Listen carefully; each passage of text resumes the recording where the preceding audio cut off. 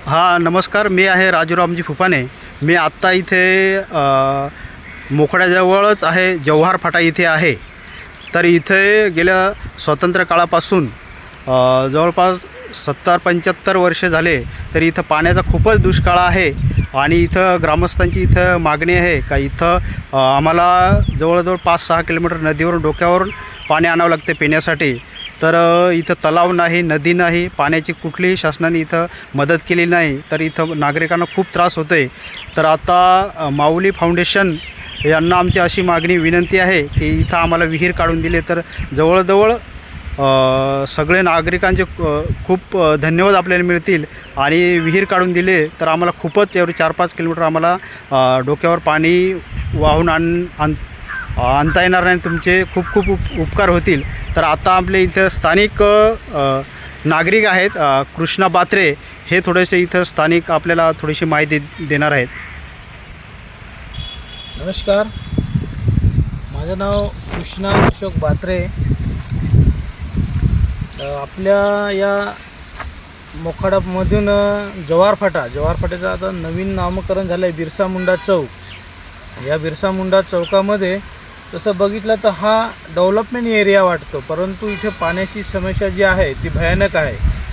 इथे साधारण 80-90 घरांची वस्ती आहे, परंतु आम्हाला पाण्यासाठी फार धावपळ करायला लागते. आम्हाला 3 ते 4 किलोमीटरवरून नदीहून पाणी आणायला लागतं, तेही दूषित पाणी. नदीचं पाणी पिऊन काही माणसं मग आजारी होतात, कारण कपडे धुवायला, अंघोळ करायला, जनावरांचे पाणी प्यायचं ते नदीमध्येच पाणी, लोक तेच पाणी प्यायला वापरतात. तेच असं करून आजाराची समस्याही जास्त होते.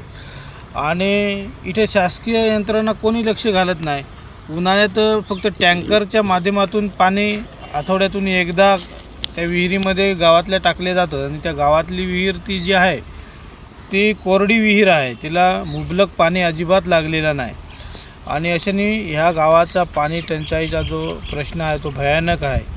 इथे आम्हाला प्यायला पाणी मिळत नाही, अंघोळीसाठी आम्हाला नदीवर जायला लागतं आहे. आणि आम्हाला एकच विनंती आहे की माऊली फाउंडेशनच्या माध्यमातून आमची जर पिण्याच्या पाण्याची व्यवस्था झाली तर आम्ही गावकरी तुमचे खरोखर मनापासून आभारी आहोत. त्याच्यासाठी आपण ज्या या जमिनीवर उभ्या आहेत, ही जमीन मालकाने आपल्याला दान स्वरूपात देणार आहेत. त्यांच्याशी बोलणंसुद्धा झालेलं आहे. आणि पाण्याचा इथं स्कोप आहे चांगला, पाणी तज्ज्ञांकडून आपण चेक केलेलं आहे. तर इथे पाणी लागेल अशी एक आशा आहे. त्यामुळं जर आपल्या फाउंडेशनने आम्हाला मदत केली तर लवकरात लवकर हा काम चालू करून आमची पिण्याची पाण्याची समस्या सोडवली तर फार बरं होईल. धन्यवाद.